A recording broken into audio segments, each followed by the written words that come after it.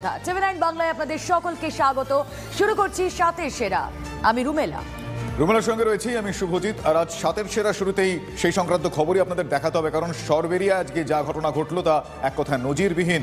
সরবেরিয়ার এই ঘটনা আক্রান্ত ইডি আধিকারিকরা সল্টলেকের হাসপাতালে ভর্তি। তাদের দেখতে হাসপাতালে গিয়েছেন রাজ্যপাল সিভি আনন্দ বোস। আমরা দেখবো সেই ছবি আমরা দেখছি। আক্রান্ত ইডি আধিকারিকদের দেখতে হাসপাতালে পৌঁছেছেন রাজ্যপাল সিভি আনন্দ বোস। এর আগে আমরা দেখেছিলাম ইডির শীর্ষ আধিকারিকরা তারাও পৌঁছেছিলেন আজ দুপুরে হাসপাতালে ইডি আধিকারিকদের দেখতে, তাদের সঙ্গে কথা বলতে, এবং রাজ্যপালের এই যাওয়া তাদেরকে দেখতে সেটাও যথেষ্ট তাৎপর্যপূর্ণ। সেই ছবি আপনারা দেখছেন। সল্টলেকের এক বেসরকারি হাসপাতালে ইডি আধিকারিকদের দেখতে পৌঁছেছেন রাজ্যপাল।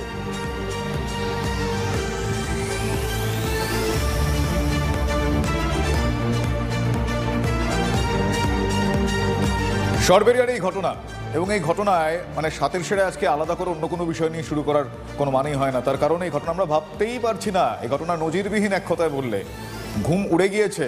লজ্জার ঘটনা। গোটা দেশের সামনে এই রাজ্যের রাজ্যবাসীর মাথা হেঁট করে দিয়েছে এই সন্দেশখালীর সরবেরিয়ার ঘটনা। যখন সব দরজা বন্ধ হয়ে যায় তখন বিচার চাইতে কোর্টে দৌড়োয় আমজনতা। সেই কোর্টের নির্দেশে রেশন দুর্নীতি তদন্ত করতে গিয়েছিল ইডি। যে দুর্নীতিতে সরাসরি প্রভাবিত আমজনতা, তাদের মুখের গ্রাস কেড়ে নেওয়া হয়েছে। অ্যাবসলিউটলি তাই। আর সেই তদন্ত করতে গিয়ে এই রক্তারক্তি কাণ্ড। ভাবুন একবার, সরবেরিয়ায় তৃণমূল কংগ্রেস নেতার বাড়িতে তল্লাশি করতে গিয়ে মার খেতে হলো কাদের? কেন্দ্রীয় এজেন্সির আধিকারিকদের। তদন্তকারীরাই যদি মার খায় শুভজিৎ, তাহলে তদন্ত এগোবে কিভাবে? অভিযোগ, পরিকল্পনা করেই নাকি অপারেশন চালিয়েছে নেতার দলবল। ভাবতে পারেন, সশস্ত্র কেন্দ্রীয় বাহিনীর সামনে নেতা আর তার পেটোয়া কিছু লোকের এই তাণ্ডব, লজ্জায় মাথা হেঁট হয় বই কি। वजीर उधर है, हमका वजीर चाहिए, जिंदा या मर्दा।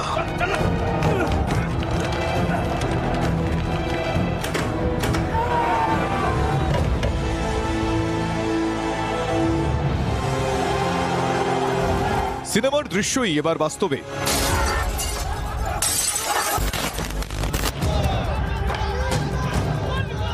রেশন দুর্নীতির তদন্ত করতে গিয়ে শুক্রবার উত্তর 24 পরগনার সরবেরিয়ায় রক্তাক্ত হলেন ইডি আধিকারিকরা। রক্ষা পেলেন না সিআরপিএফ জওয়ানরাও। উন্মত্ত জনতার মাঝে পড়ে তাদের দিশাহারা অবস্থা।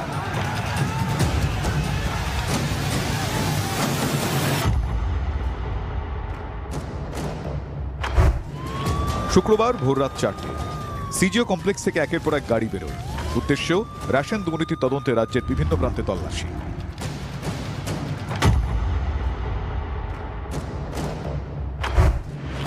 ইডির একটি দল পৌঁছয় সন্দেশখালীর সরবেরিয়ায়। এলাকার দৌড়দণ্ড প্রতাপ তৃণমূল নেতা শাহজাহান শেখের বাড়িতে। জানা গিয়েছে, শাহজাহান শেখের বাড়িতে তালা ঝুলছিল। ঘণ্টাখানেক অপেক্ষার পর তালা ভাঙতে যান তদন্তকারীরা। তখনই মুহূর্তের মধ্যে নেতার বাড়ির চারপাশে জনতার ভিড়। ইডি আধিকারিক, সিআরপিএফ জওয়ান ও সংবাদ মাধ্যমের কর্মীদের চারপাশ থেকে ঘিরে ফেলেন শাহজাহান শেখের অনুগামীরা। সামনে এগিয়ে দেওয়া হয় মহিলাদের। সবারই জঙ্গি মেজাজ। লাঠি, ইট, পাথর দিয়ে এলোপাথারি মারধর শুরু হয়। রক্তাক্ত হন ইডি আধিকারিকরা। আমাকে মেরেছে, মাটিতে পড়ে গেছি, মাথা ফেটে গেছে। আপনি কি কাজ করেন? আমি জনরোষে। কিসে কি দিয়ে মেরেছে? লাঠি দিয়ে মেরেছে। উন্মত্ত জনতার মাঝে তখন দিশেহারা, অসহায় কেন্দ্রীয় বাহিনীর সশস্ত্র জওয়ানরা। লাঠি চাটি দিয়ে, লাত মেরে, পাথর দিয়ে, এগুলো। কতজন ছিল ওরা? কমসে কম 1,500-2,000 লোক ছিল। মারধরের পাশাপাশি ইডির একাধিক গাড়ি ভাঙচুর, আগুন ধরিয়ে দেওয়ার অভিযোগ নেতার অনুগামীদের বিরুদ্ধে। পিএফ জওয়ানরা তাদের যে গাড়ি, সেই গাড়িও কিন্তু একেবারে সম্পূর্ণভাবে বিনষ্ট করে দেওয়া হয়েছে। কাঁচ ভেঙে গিয়েছে চারপাশে, তারা লাঠির বাড়ি পড়েছে। গোটা 10-12 জন। 10-12 জন রক্তাক্ত হয়েছেন তো অনেকে। হ্যাঁ স্যার। মারমুখী জনতাকে দেখে পিছু হটতে হয় ইডি আধিকারিক এবং তাদের নিরাপত্তার দায়িত্বে থাকা জওয়ানদের। গ্রাম থেকে কোনো মতে বেরিয়ে যে যেদিকে পারেন পালিয়ে যান তারা। এই অবস্থাতে দুজন ইডি আধিকারিক, রাজকুমার রাম এবং সোমনাথ দত্ত, তারা ওই মবের মাঝখানে পড়ে যান এবং তারা রক্তাক্ত হন। তাদের মাথায় আঘাত লাগে। একজনের মাথায় 7টা স্টিচ হয়েছে, একজনের মাথায় 4টে স্টিচ হয়েছে। প্রাণ বাঁচাতে অটোরিকশা, বাইক, টোটো চালকদের অনুনয় বিনয় করতে দেখা যায় তাদের। ভয়ে অনেকেই সাহায্য করতে চাননি। শেষ পর্যন্ত কেউ কেউ আক্রান্ত ইডি আধিকারিক জওয়ানদের নিজেদের গাড়িতে তুলে নিয়ে গ্রামের বাইরে নিরাপদ জায়গায় নিয়ে যান। আতঙ্ক এতখানি ইডির অফিসারেরা যে তারা গ্রামবাসীদের যে অটো আছে সেই অটোয় চড়ে তারা এখন তাদের যে গন্তব্যস্থল কাছাকাছি হসপিটালে যেতে চাইছেন না, তারা একেবারে সরাসরি তারা বলছেন তারা বেরিয়ে যেতে চাইছেন।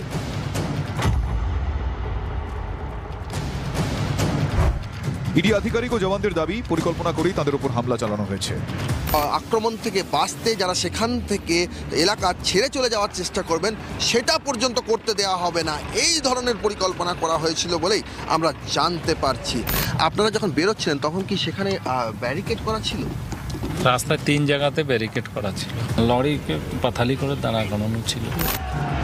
ইডির আধিকারিক এবং কেন্দ্রীয় বাহিনীর জওয়ানেরা আক্রান্ত হলেও কি করছিল পুলিশ? আইন শৃঙ্খলা রক্ষার দায়িত্ব তো তাদেরই। তদন্তকারী আধিকারিক রবীন্দ্র দাহিয়া তারা পালিয়ে যান ধামাখালী ঘাটের দিকে এবং এই মুহূর্তে তারা সন্দেশখালী থানায় আশ্রয় নেন এবং তারা কন্টিনিউয়াস পুলিশকে ফোন করেন, কিন্তু পুলিশের দিক থেকে কোনো ধরনের সহযোগিতা পাওয়া যায়নি, এমনটাই কিন্তু ইডি আধিকারিকরা এখন পর্যন্ত জানান। নিয়োগ থেকে রেশন, গত কয়েক মাসে দুর্নীতির তদন্তে রাজ্যের বিভিন্ন এলাকায় অভিযান চালিয়েছে কেন্দ্রীয় এজেন্সি, কিন্তু সরবেরিয়ার ঘটনায় স্তম্ভিত কেন্দ্রীয় এজেন্সির আধিকারিকরা। মারপিট হয়েছে, ইট মারছে, সবকিছু এরকম প্রবলেম হয়েছে সবার সাথে। কোথা থেকে শুরু হলো পুরো ঘটনা? ওই ওখানে ওর বাড়ির কাছে থেকে স্টার্ট হয়েছে ওটা। হচ্ছে ইট মারলো, সবাইকে মেরে দিচ্ছে, ইডি অফিসারকে মেরে দিচ্ছে। না এরকম কোনোদিন দেখিনি, এরকম প্রথমবার হয়েছে এটা। আর কোনোদিন এই ধরনের অভিযানে আসবেন মানে সাহস পাবেন না? না। যার বাড়িতে অভিযান করতে গিয়ে রক্তাক্ত ইডি সেই শাহজাহান শেখের অনুগামীদের বিরুদ্ধে হামলার অভিযোগ, যদিও তাদের দাবি বিনা নোটিশে আসবেন কেন? উনি যদি নোটিশ দিয়ে ওরা আসতে হয় নোটিশ দিয়ে আসুক, তারই পথে আমরা সামিল হয়েছি, যাকে সবাই মিলে আমরা একই সাথে লড়বো। যে শেখ শাহজাহান মানুষের জন্য করে, গরিব দুঃখী খেটে খাওয়া মানুষের জন্য করে, তার বাড়ি ইডি সিবিআই ঘেরাও করলো। এর মেন নায়ক হলো শুভেন্দু অধিকারী। বিশেষজ্ঞদের মতে উন্মত্ত জনতার সামনে ঠান্ডা মাথায় পরিস্থিতি সামলেছে কেন্দ্রীয় বাহিনী। প্রায় 30 জন সিআরপিএফ জওয়ান ছিলেন আজকের অভিযানে। তারা 1500-এর মারমুখী মবের সামনে কার্যত অসহায় হয়ে যান। তারা এই ধরনের মব সামলানোর কোনো প্রিপারেশন নিয়ে আসেননি এবং তাদের কাছে আগ্নেয়াস্ত্র থাকলেও সেই আগ্নেয়াস্ত্র ব্যবহারের ক্ষেত্রে নিষেধাজ্ঞা ছিল, কারণ আগ্নেয়াস্ত্র ব্যবহার করলে পরিস্থিতি অন্যদিকে মোড় নিতে পারে এবং সেই জায়গা থেকে তাদের প্রাথমিক কাজ ছিল কোনোভাবে ইডি আধিকারিকদের শিল্ড করে, বডিলি শিল্ড করে তাদের বের করে নিয়ে আসা, এবং তার জন্য তারাও আহত হয়েছেন। সিনেমার পর্দায় শেষ পর্যন্ত নিজের সাম্রাজ্যে বসেই হার স্বীকার করতে হয়েছিল রামেশ্বর সিংকে। রাজাজি কি ফৌজ সে বড়া রাজাজি কা খজানা, সমঝে রামেশ্বর সিং। শাহজাহান শেখের অনুগামীরা আজকের মতো তদন্ত আটকে দিতে পেরেছেন, কিন্তু কতদিন? আজ না হয় ইডি আধিকারিক, সিআরপিএফ জওয়ানরা ফিরে এলেন, কিন্তু এভাবে কি তদন্ত আটকাতে পারবেন শাহজাহান শেখরা? আজকের ঘটনায় রাজ্যের আইন শৃঙ্খলা পরিস্থিতিও প্রশ্নের মুখে পড়ে গেল।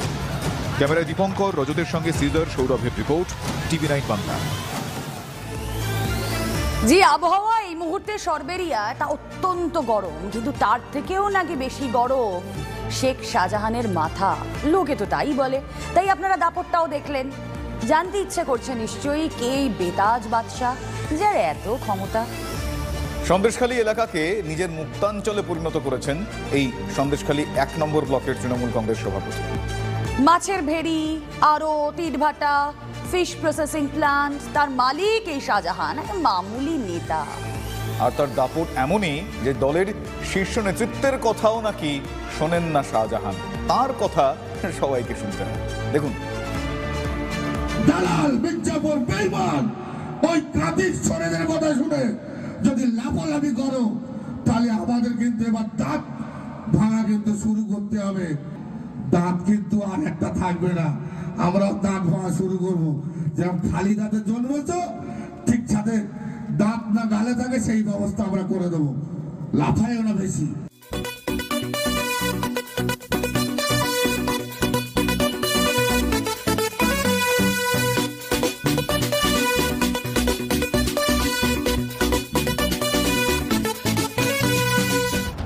মাথা তার খুব গরম, কথায় কথায় দাঁত ভেঙে দেওয়ার ক্ষমতা রাখেন।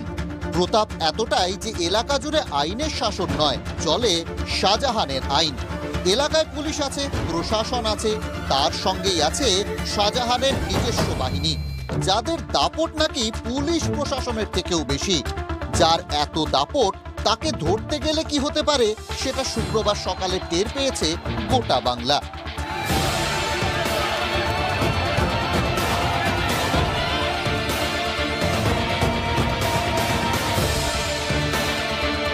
দাঁত ভেঙে দেওয়ার হুঁশিয়ারি দিয়েছিলেন কয়েকদিন আগে।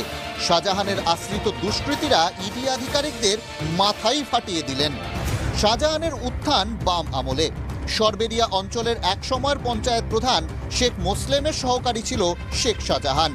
বাহুবলী হিসেবে এলাকায় ইটভাটা ও ভেড়ি থেকে তোলা আদায়ের দায়িত্ব ছিল এই শাহজাহানের। দাপট এক সময় এতটাই বাড়ে যে মুসলিমকেও ছাপিয়ে যায় সে। 2009 সালের লোকসভা নির্বাচন বা 2011 সালের বিধানসভা নির্বাচনে তৃণমূলের দাপটের মধ্যেও সন্দেশখালী অঞ্চল নিজেদের দখলে রেখেছিল বামেরা।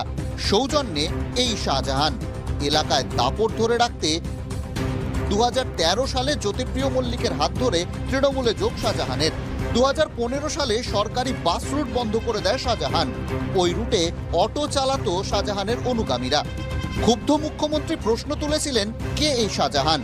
দল থেকে বহিষ্কারের হুঁশিয়ারি দিয়েছিলেন মুখ্যমন্ত্রী। খোদ মুখ্যমন্ত্রী মমতা বন্দ্যোপাধ্যায় শেখ শাহজাহানের বিভিন্ন কীর্তিকলাপ নিয়ে বিভিন্ন সময় উষ্মা প্রকাশ করেছেন, কিন্তু তারপরও তার দাপট কমেনি, বরং উত্তরোত্তর বৃদ্ধি পেয়েছে।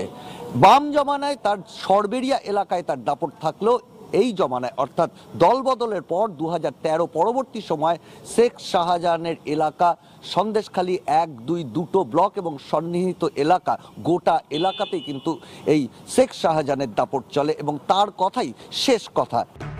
2019 সালে বিজেপি কর্মী খুন ও অপহরণে অভিযুক্ত শাহজাহান, কিন্তু কোনো ব্যবস্থা নিতে পারেনি পুলিশ। একাধিকবার ওই এলাকায় পুলিশকেও মার খেতে হয়েছে বলে অভিযোগ।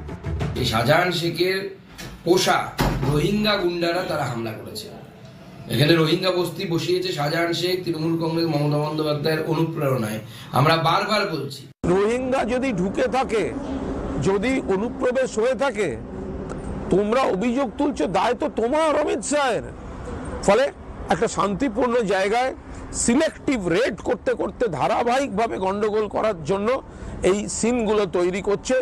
শেখ শাহজাহানের দাপট এতটাই বেশি ছিল এলাকায় যে মুখ্যমন্ত্রীর নির্দেশও কাজ করতো না কখনো কখনো। আমফানের পর মুখ্যমন্ত্রী সেখানকার ত্রাণ তালিকা নিয়ে ক্ষোভ প্রকাশ করেছিলেন। মুখ্যমন্ত্রীর ক্ষোভের পর নতুন করে ত্রাণের জন্য তালিকা তৈরি করছিলেন সন্দেশখালী 2-এর বিডিও, এবং তারপর সেই সন্দেশখালী 2-এর বিডিওকে গাছে বেঁধে রাখেন শাহজাহান অনুগামীরা। তারা প্রশ্ন তোলেন, কেন বদল করা হবে তালিকা? রাজ্যের মন্ত্রী সিদ্দিকুল্লাহ চৌধুরী শাহজাহানের এলাকায় ত্রাণ দিতে গিয়ে গলা ধাক্কা খেয়েছিলেন। 10 মিনিটের মধ্যে সেই ত্রাণ লুট হয়েছিল শাহজাহান বাহিনীর হাতে। মূল মস্তান হলো শাহজাহান। দল যদি রশি ছেড়ে দেয়, সিদ্দিকুল্লাহর মুখ কিন্তু বন্ধ থাকবে না। যে অনুভব করলাম, এই লোকাল মস্তানদের কাছে পুলিশ অসহায়। এদের শাস্তি না দিলে টিএমসির আখের ক্ষতি হবে। তোলা আদায়, ভেরি ও ইটভাটার ব্যবসায় প্রচুর টাকার মালিক এই শাহজাহান। সেই টাকার একটা অংশ এলাকার গরিব মানুষের মধ্যে বিলিয়ে দিয়ে তাদের মসিহা হয়ে উঠেছেন শেখ শাহজাহান। তার নির্দেশ ছাড়া এলাকায় নাকি মাছিও বলতে পারে না।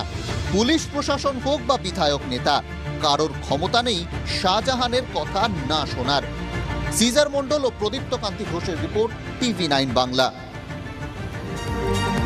আর সকালের এই ঘটনায় এখনো পর্যন্ত 5 জনকে পুলিশ আটক করেছে, কিন্তু প্রশ্নটা কোথায় জানেন? প্রশ্ন হলো, যখন ঘটনা ঘটছিল পুলিশ তখন কোথায় ছিল? বিরোধীরা তুমুল আওয়াজ তুলেছে, শাসক দল ডিফেন্সের চেষ্টায়।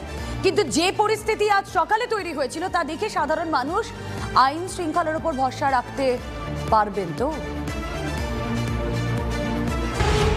শুক্রবার সকাল, শীতের আড়মোড়া ভেঙে তখনও পুরোপুরি জেগে ওঠেনি বঙ্গ রাজনীতি। তখনই সন্দেশখালীর সরবেরিয়ায় ঘটে গেল একটা ঘটনা।